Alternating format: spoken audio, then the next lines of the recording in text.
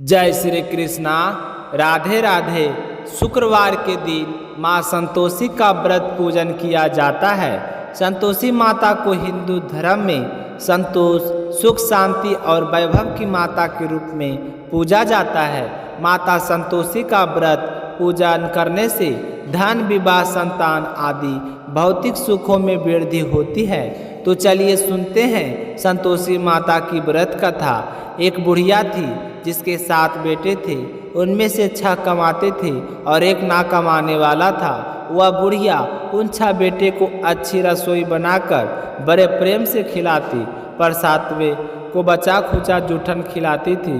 परंतु वह भोला था, अतः मन में कुछ भी विचार नहीं करता था। एक दिन वह अपनी पत्नी से बोला कि देखो, मेरी माता को मुझसे कितना प्रेम है। उसकी पत्नी ने कहा कि वह तुम्हें सभी का जूठन खिलाती है, फिर भी तुम ऐसा कहते हो।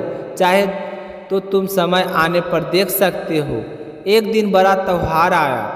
बुढ़िया ने 7 प्रकार के भोजन और चूरमे के लड्डू बनाए। 7वां लड़का यह बात जांचने के लिए सिर दुखने का बहाना करने के एक पतला कपड़ा ओढ़कर सो गया और देखने लगा। माँ ने उनको बहुत अच्छे आसनों पर बिठाया और 7 प्रकार के भोजन और लड्डू परोसे। वह उन्हें बड़े प्रेम से खिला रही थी। तब वे 6 बेटे उठ गए तो माँ ने उनकी थालियाँ से जूठन इकट्ठी और उनसे एक लड्डू बनाया। और फिर वह 7वें बेटे से बोले कि अरे रोटी खा ले। वह बोला, माँ मैं भोजन नहीं करूँगा, मैं तो परदेश जा रहा हूँ। माँ ने कहा, कल जाता जो आज ही चला जा। वह घर से निकल गया। चलते चलते समय पर उसने अपनी पत्नी की याद आई जो गौशाला में कांडी थाप रही थी। वह बोला कि हम विदेश जा रहे हैं, आएंगे कछु काल, तुम रहियो संतोष से धर्म अपनो पाल। इस पर उसकी पत्नी बोली कि जाओ पिया, आनंद से हमारी सोच हटाए। राम भरोसे हम रहे, ईश्वर तुम्हें सहाय।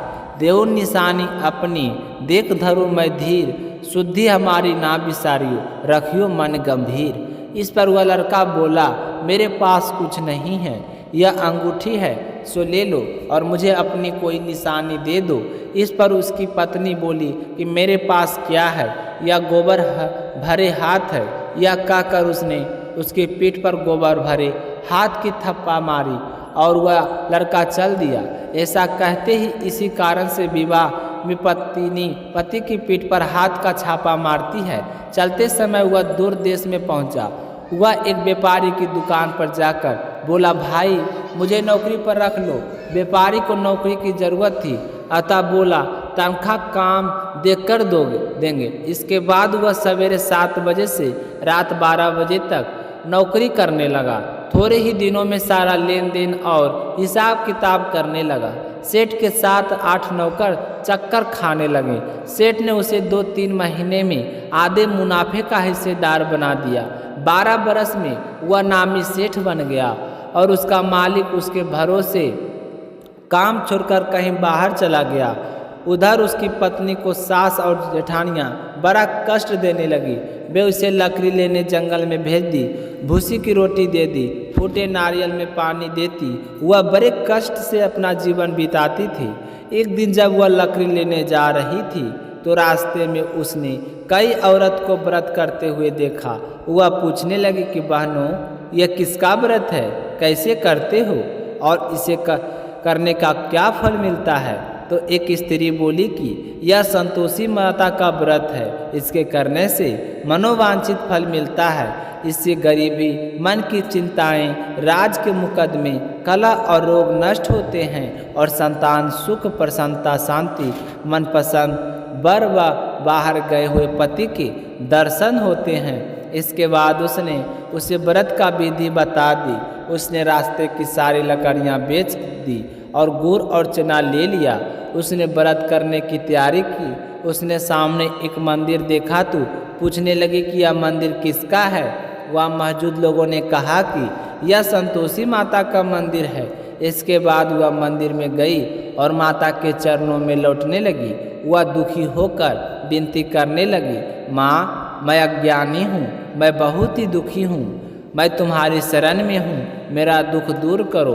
माता को दया गई। एक शुक्रवार को उसके पति का पत्र आया और अगले शुक्रवार को पति का भेजा हुआ धन मिला। अब तो जेठ जेठानी और सास ससुर नाक सिकोड़ने के कहने लगे कि अब तो इसकी खातिरदारी बढ़ेगी, या बुलाने पर भी नहीं बोलेगी। इस पर वह बोली कि पत्र और धन आवे तो सभी को अच्छा है। उसकी आंखों में आंसू आ गए। वह मंदिर में गई और माता के चरणों में गिरकर बोली, हे माँ, मैंने तुमसे पैसा कम मांगा था, मुझे तो अपना सुहाग चाहिए। मैं तो अपने स्वामी के दर्शन और सेवा करना मांगती हूँ। तब माता ने प्रसन्न होकर कहा कि जा बेटी, तेरा पति आवेगा। वह बड़ी प्रसन्नता से घर गई और घर का कामकाज करने लगी। उधर संतोषी माता ने उसके पति को स्वप्न में घर जाने और पत्नी की याद दिलाई। उसने कहा कि माँ, कैसे जाऊँ, परदेश की बात है, लेन देन का कोई हिसाब नहीं है। माँ ने कहा, मेरी बात मान, सवेरे नहा धोकर मेरा नाम लेकर घी का दीपक जलाकर दंडवत करके दुकान पर बैठना। देखते ही देखते सारा लेन देन साफ हो जाएगा, धन का ढेर लग जाएगा। सवेरे उसने अपने सपने की बात सभी को कही तो सब दिल लगी उड़ाने लगे। वे कहने लगे, कहीं सपने भी सत्य होते हैं क्या? पर एक बूढ़े ने कहा, भाई, जैसा माता ने कहा वैसा करने का डर है। उसने नहा धोकर माता की दंडवत करके घी का दीपक जलाया और दुकान पर जाकर बैठ गया। थोड़े ही देर में सारा लेन देन साफ हो गया, सारा माल बिक गया और धन का ढेर लग गया। वह प्रसन्न हुआ और घर के लिए गहने और सामान वगैरह खरीदने लगा। वह जल्दी ही घर को रवाना हो गया। उधर बेचारी उसकी पत्नी रोज लकड़ियाँ लेने जाती और रोज संतोषी माता का सेवा करती। उसने माता से पूछा कि हे माँ, यह धूल कैसी उड़ रही है? माता ने कहा कि तेरा पति आ रहा है, तू लकड़ियों के 3 बोझ बना ले, एक नदी के किनारे रख और एक यहाँ पर रख और तीसरा अपने सिर पर रख। तेरे पति के दिल में उस लकड़ी के गट्ठे को देखकर मोह पैदा होगा। जब वह यहाँ रुककर नाश्ता पानी करके घर जाएगा तब तू लकड़ियाँ उठाकर घर जाना और चौका के बीच में गट्ठा डालकर जोर से 3 आवाज़ें लगाना। सासू जी, लकड़ियाँ का गट्ठा लो, भूसी की रोटी दो, नारियल के खोपरे में पानी दो, आज मेहमान कौन आया है? उसने माँ के चरण छुए और उनके कहे अनुसार सारा कार्य किया और तीसरा गट्ठर लेकर घर गई और चौक के बीच में डालकर कहने लगी कि सासू जी, लकड़ियाँ का गट्ठर लो, भूसी की रोटी दो, नारियल के खोपरी में पानी दो, आज मेहमान कौन आया है? यह सुनकर सास बाहर आकर कपट भरे वचनों से उसके दिए हुए कष्टों को भुलाने लगे।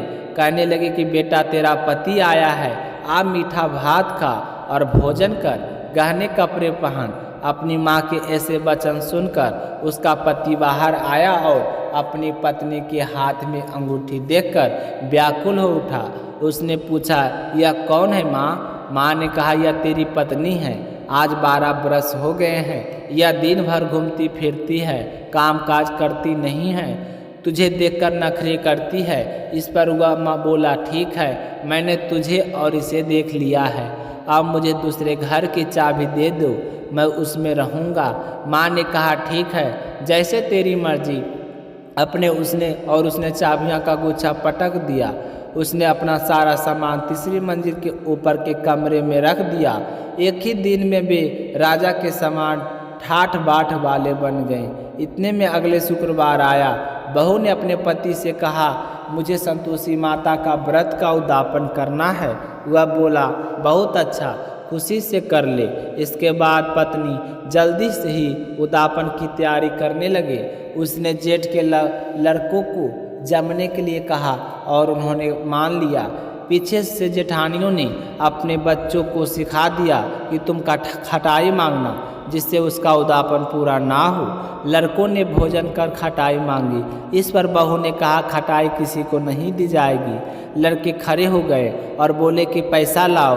वह बोली कि कुछ समझ नहीं सकी और उनका क्या भेद है। उसने पैसे दे दिए और फिर बच्चे इमली की खटाई खरीद कर खाने लगे।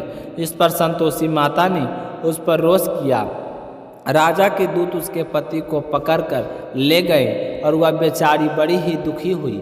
वह रोती हुई माता जी के मंदिर में गई और उनके चरणों में गिरकर कहने लगी कि हे माता, ये क्या किया? हंसाकर अब तू मुझे क्यों रुलाने लगी? इस पर माता ने बोली कि पुत्री, तो मुझे दुख है कि तूने अभिमान करके मेरा व्रत तोड़ा है, इतनी जल्दी सब बातें भुला दी। इस पर संतोषी माता कहने लगी कि माता, मेरा कोई अपराध नहीं है, मैंने भूल से उन्हें पैसे दिए हैं। माँ मुझे क्षमा करो, मैं दोबारा तुम्हारा उद्यापन करूँगी। माँ बोली, जा तेरा पति रास्ते में आता हुआ मिलेगा। उसे रास्ते में उसका पति मिला। उसने पूछने पर वह बोला, राजा ने मुझे बुलाया था, मैं उनसे मिलने गया था। इसके बाद फिर घर चले गए। कुछ ही दिनों के बाद फिर शुक्रवार आया। वह दोबारा पति की आज्ञा से उद्यापन करने लगी। उसने फिर जेठ के लड़कों को बुला दिया। जेठानियों ने फिर से वह बात सिखा दी। लड़के भोजन के बाद फिर खटाई मांगने लगे। उसने कहा, खटाई नहीं मिलेगी, खाना हो तो खाओ, नहीं तो यहाँ कहकर वह ब्राह्मणों के लड़कों को बुलाकर भोजन कराने लगी। यथाशक्ति उसने उन दक्षिणा दी। संतोषी माता उस पर बड़ी ही प्रसन्न हुई और माता की कृपा से 9वें मास में उसके एक चंद्रमा के समान सुंदर पुत्र हुआ और अपने पुत्र को लेकर वह रोजाना मंदिर जाने लगी। एक दिन संतोषी माता ने सोचा कि यह रोज यहाँ आती है, आज मैं इसके घर चलूँ, इसका ससुराल देखूं। यह सोचकर उसने एक भयानक रूप बनाया। गुड़ और चने से सना मुख, ऊपर से सूर्य के समान होठ, जिन पर मक्खियाँ भिनभिना रही थी। इसी सूरत में वह उसके घर गई। देहली पे पांव रखते ही उसकी सास बोली, देखो कोई डाकी ना रही हो, इसे भगाओ, नहीं तो किसी को खा जाएगी। लड़के भागकर खिड़की बंद करने लगे। 7वें लड़के की बहू खिड़की से देख रही थी। वह वहीं पर चिल्लाने लगी, आज मेरी माता मेरे ही घर आई है। यह कहकर उसने बच्चे को दूध पीने से हटाया। इतने में सास बोली, पगली, किसे देखकर उतावली हुई है? बच्चे को पटक दिया। इतने में संतोषी माता के प्रताप से वहाँ लड़के ही लड़के नजर आने लगे। बहू बोली, सासू जी, जिसका व्रत करती हूँ यह वही संतोषी माता है। यह कहकर उसने सारे खिड़कियाँ खोल दी। सब ने संतोषी माता के चरने पकड़ लिए और विनती कर कहने लगी कि हे माता, हम मूर्ख हैं, अज्ञानी हैं, पापिनी हैं। तुम्हारे व्रत की विधि हमें नहीं पता था। तुम्हारा व्रत बनकर हमने बहुत बड़ा अपराध किया है। हे जगत माता, आप हमारा अपराध क्षमा करो। इस पर माता उन पर प्रसन्न हुई। हे संतोषी माँ, जिस तरह आपने बहू को फल दिया वैसा सबको देना। कहानी कहने वाले को, कहानी सुनने वाले को, सबके मन की मनोकामनाएं को पूर्ण करना। बोलिए संतोषी माता की जय हो।